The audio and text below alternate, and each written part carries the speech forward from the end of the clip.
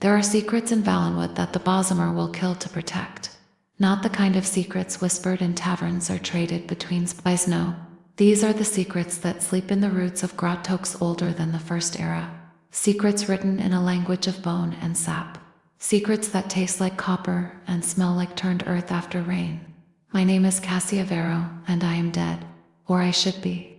The wild hunt came for me 3 nights ago, and I watched my colleagues torn apart by creatures that used to be Bosmer gentle, smiling Bosmer who had shared our fire and eaten our rations. I watched them change. I watched the forest itself reach down with wooden fingers and pull my expedition into its mouth. But I escaped. For now, they say the Bosmer don't harm the plants of Valenwood. They say it's religious devotion, a sacred promise to their god. If they say the meat mandate their practice of consuming the flesh of their enemies, just barbaric tradition, a relic of their primitive past that civilized society tolerates because, well, Wood Elves are useful archers and the Empire needs allies. They're wrong, all of them.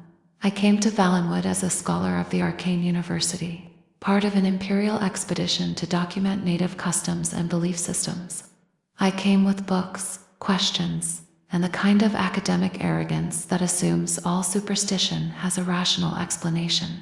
I thought I would write papers, maybe earn a chair at the university, return to Cyrodiil with fascinating anecdotes about tree-worshipping elves.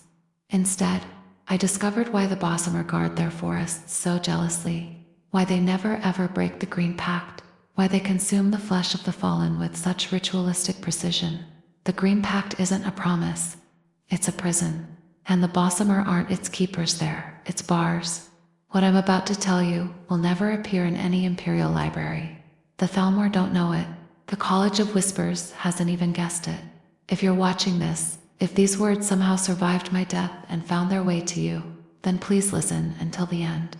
Someone needs to know the truth. Even if that truth is more terrible than any lie, stay with me. Subscribe if you want to hear stories the world isn't ready for. Like this video if you believe some secrets should never be buried. Comment below if you've ever felt watched by the trees, because in Valenwood, the trees are always watching. Act 1. Discovery. We arrived in Falinesti during the season of growth, when the great walking city had rooted itself in the southeastern canopy. 12 of US scholars, cartographers, a few guards who'd never been south of Ski. I remember thinking how beautiful it was, how the platforms swayed gently in the wind, how the Bosmer moved through their treetop settlements with the grace of birds. Our guide was a young Bosmer named Thurner, copper skin, green facial tattoos and patterns I didn't recognize, eyes the color of amber. He spoke perfect Cyrodiilic and seemed genuinely excited to show us his homeland. You'll love Valenwood, he said that first day, smiling. Just remember, don't pick the flowers. Don't cut the branches. Don't harm any plant, not even to defend yourself. We know the Green Pact, I replied, a bit condescendingly. We respect your customs. His smile didn't quite reach his eyes. It's not a custom, scholar, it's survival. I should have listened to the way he said that, to the weight in his voice. For 3 weeks, everything proceeded normally. We documented their architecture, organic grown rather than built. We observed their dietary practices, meat exclusively, preserved in ways that would make a Nord butcher proud. We attended festivals where they sang to the trees in that strange, harmonious language that seemed to make the leaves shiver. Then came the night of the Root Warden's feast. We weren't supposed to see it. Thurena had warned us to stay in our platforms, to close our shutters, to sleep deeply if we could. But I was a scholar. When I heard the drums beginning in the deep forest, when I smelled the smoke of ceremonial fires, I did what any academic would do. I followed. The grove was 300 feet below the canopy, accessed by root stairs that spiraled down through absolute darkness. I moved carefully, touching nothing, my magalite extinguished.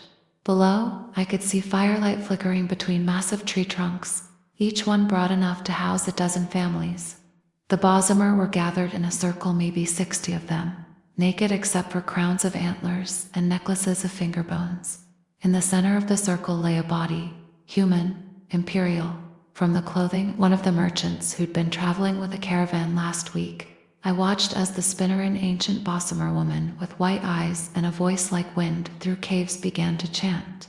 The language was Old Bosmerus, but I'd studied enough to catch fragments. Feed the roots. Sustain the prison. Keep the root word in sleeping. Then they began to eat, not in the savage way you might imagine.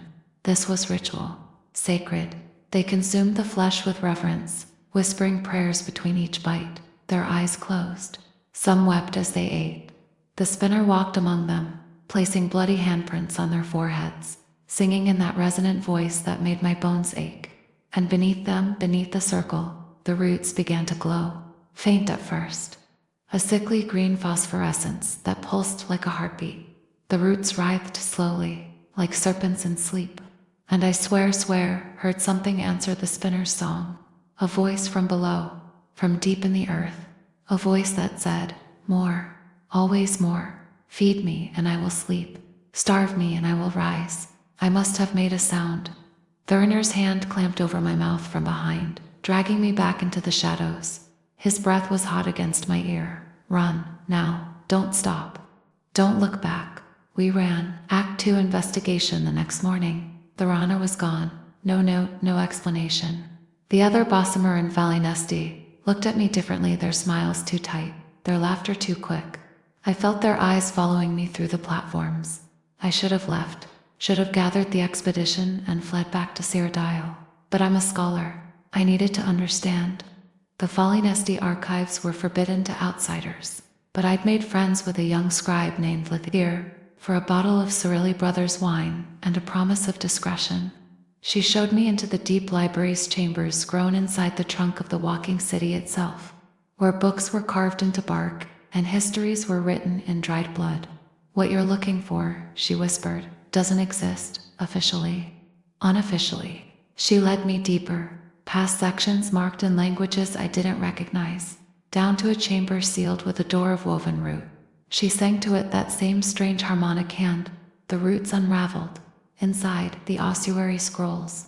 They were written on treated leather, Bosmer skin, I realized, with horror. Each scroll was a person, their life story tattooed on their preserved flesh before consumption. A library of the eaten. I read for 6 hours. When I emerged, the world had changed.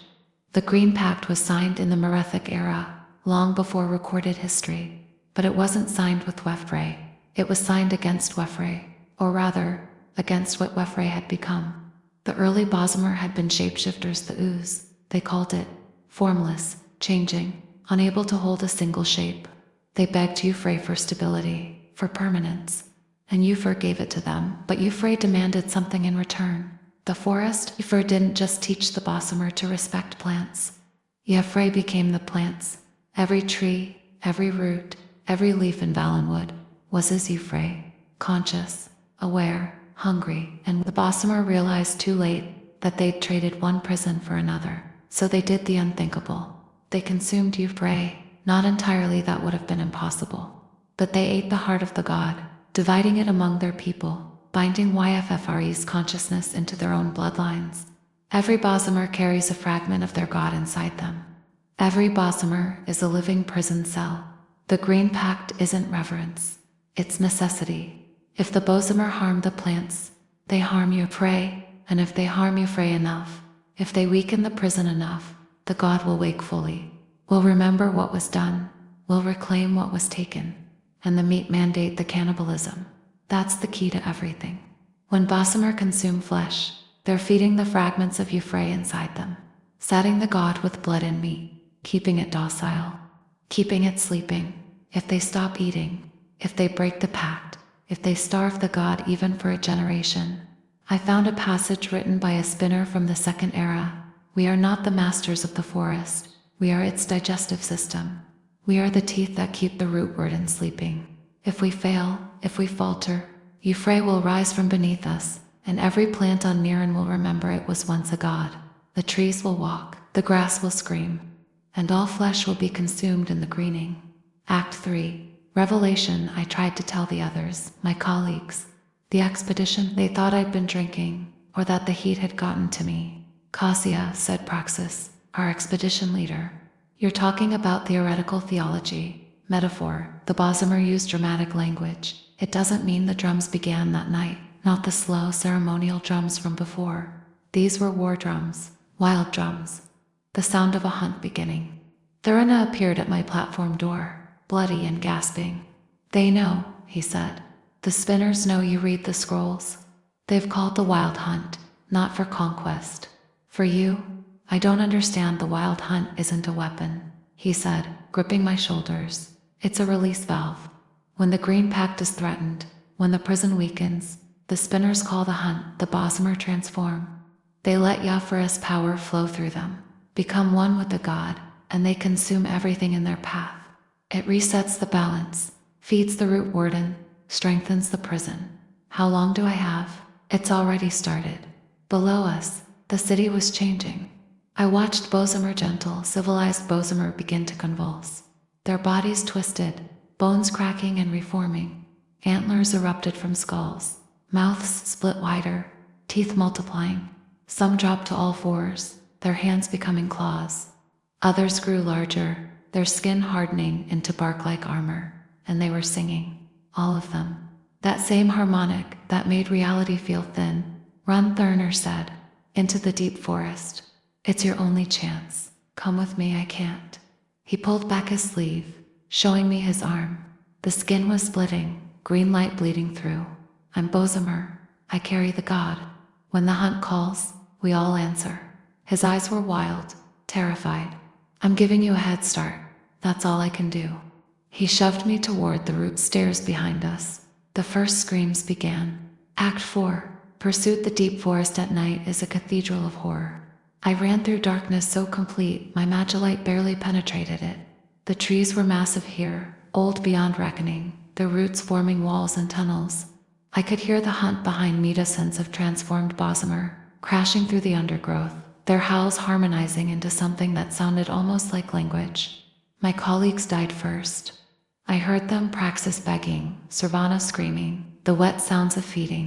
The hunt was methodical, consuming every member of the expedition, using our flesh to fuel their transformation. And the forest helped them. Branches reached for me in the darkness. Roots rose up to trip me. Vines coiled around my ankles, and I had to burn them away with fire, magic, each spell making me gasp with guilt, knowing I was harming you, Frey, knowing I was making it worse. I found shelter in a hollow tree, gasping, bleeding from a dozen scratches. Outside, I heard footsteps, slow, deliberate, Cassia. It was Thuraner's voice, but wrong, deeper, resonant. "You can't run forever. The forest is Frey. Frey is everywhere. You're running inside the body of a god." I pressed myself deeper into the hollow. Through a crack in the wood, I could see him. He'd grown taller, his body covered in moss and lichen. His eyes glowed that sickly green. Antlers spiraled from his head like a crown. "We didn't want this," he said, and I heard genuine sorrow in his voice. "We just wanted to be stable, to have forms that didn't change. We didn't know Frey would demand everything. Then leave," I called out. "Break the pact, let the god wake, end this." His laugh was bitter. "You don't understand. If Frey wakes fully, it won't just reclaim Valenwood. The god will remember it was once the spirit of all growth, all nature. Every tree on Tamriel will become your Frey, every blade of grass, every flower. The entire world will become a single, conscious, hungry organism, and it will hate it. It will hate mortals for existing in its body, for cutting and burning and building." He pressed his hand against the tree I hid in. I felt it shudder. "We eat," he whispered, "so the world doesn't have to. We imprison a god in our flesh so that civilization can exist. That's the Bosmer's true purpose. That's why we can never tell." He moved on, following the hunt deeper into the forest. I waited until the sounds faded, then I ran again. Act V. Descent. I don't know how long I ran. Time feels different in the deep forest. Hours might have been days. The trees grew stranger the further I went, twisted, impossible. Their branches forming geometric patterns that hurt to look at. Some had faces in their bark, some whispered in voices I recognized. I found the temple by accident. A structure of roots and stone, half buried in the forest floor, spiraling down into the earth. The entrance was marked with Bosmer skulls, each one carved with warnings in 12 languages. I went in anyway. The hunt was behind me. There was nowhere else to go. The temple descended through layers of compressed earth and petrified wood. The walls were covered in murals ancient, disturbing, showing the history the ossuary scrolls had described. Bosmer consuming a massive figure of light. The figure screaming, being pulled apart and divided among hundreds of bodies. At the bottom, I found the chamber.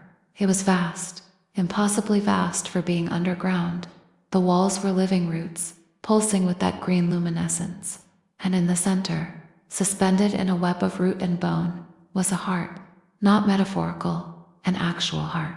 The size of a house, made of wood and meat and something else. Something that hurt to perceive directly. It beat slowly, irregularly. Each pulse sending vibrations through the earth. Euphorus' heart, the core of the consumed god, and it was dreaming. I could feel its dreams bleeding into reality. Could see images forming in the air, visions of a world covered entirely in forest, where cities were crushed beneath roots, where mortals were absorbed into the green, where every living thing was part of a single vast organism. A voice spoke, not with sound but directly into my mind. You are not Bosmer. You do not carry me. You are other. I forced myself to speak. I'm Imperial human. I don't want to hurt you. Hurt me, child. You cannot hurt me. I am growth itself. I am the first root that split the first stone. I am older than your species, than your gods, than your concept of divinity.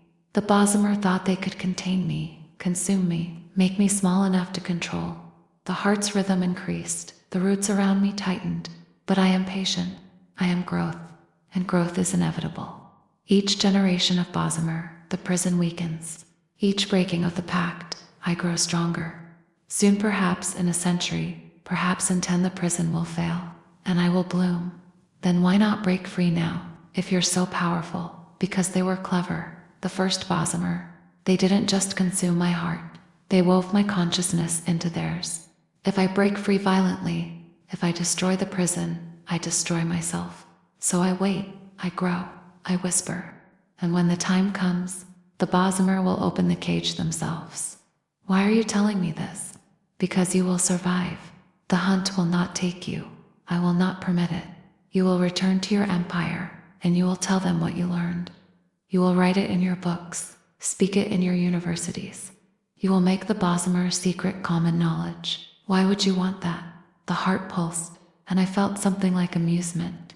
Because secrets create faith, but knowledge creates doubt. When the world knows what the Bosmer truly are, living prisons, cannibals by divine necessity, your empire will turn against them. The Thalmor will exploit them. The Bosmer will be forced to choose, break the pact to defend themselves, or die maintaining the prison. Either way you win, either way I bloom.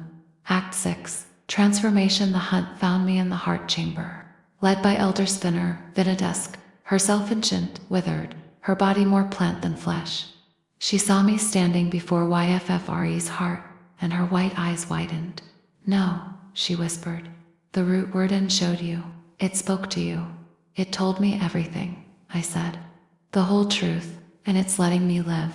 Behind her, the transformed Bosmer, including Thurner, filled the chamber. Dozens of them, their eyes glowing green, their bodies twisted into forms of wood and flesh. They moved with the synchronicity of a hive. Vanita stepped forward, her staff crackling with nature magic. Then you understand why you cannot leave. Why no one can know. I understand that you're trapped, I said. That you've been trapped for thousands of years. That you sacrifice everything, your bodies, your morality, your freedom to keep the world safe. Then you understand why you must die. No, said the heart. The voice resonated through every root, every bone. She lives. This is my will. Valenwood turned toward the heart, anguished. My lord, we have kept you contained. We have fed you with the flesh of our enemies.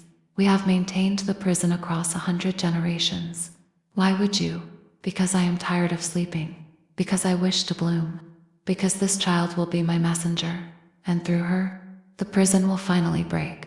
The roots exploded into motion, wrapping around the transformed Bosmer, pulling them away from me. They struggled, howling, but Euphrae was too strong. The god was awake now, fully aware, and even fragmented, it was more powerful than any of them. Run, Thurner called out, his voice breaking through the transformation. Cassia, run. Don't let it use you. But I was frozen, watching, understanding. Falinesti looked at me with those white eyes, and I saw not anger but pity. You think you can warn them, she said. You think your people will believe you. They won't. They'll call you mad, or they'll try to exploit what you've learned. And that will break the pact faster than any war. What should I do? I asked, and I hated how my voice shook. Forget, she said simply. Go back to Sabrutal. Write your safe little papers about tree-worshipping elves. Live your life. Let the Bosmer bear this burden, as we have always borne it. And if I can't forget, she smiled, sad and ancient, then you'll become part of the secret. Because those who truly understand the Green Pact, who truly know what we've done and why we've done it, they never speak of it.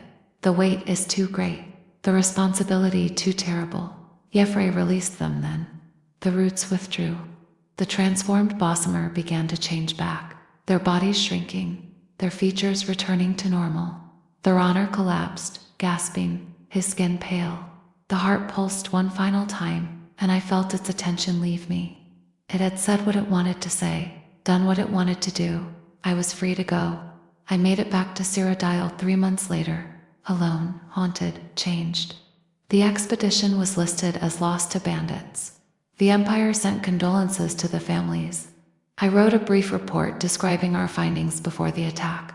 Nothing about rituals, nothing about the heart, nothing about Yefre, just safe academic observations about tree-dwelling elves with peculiar dietary customs.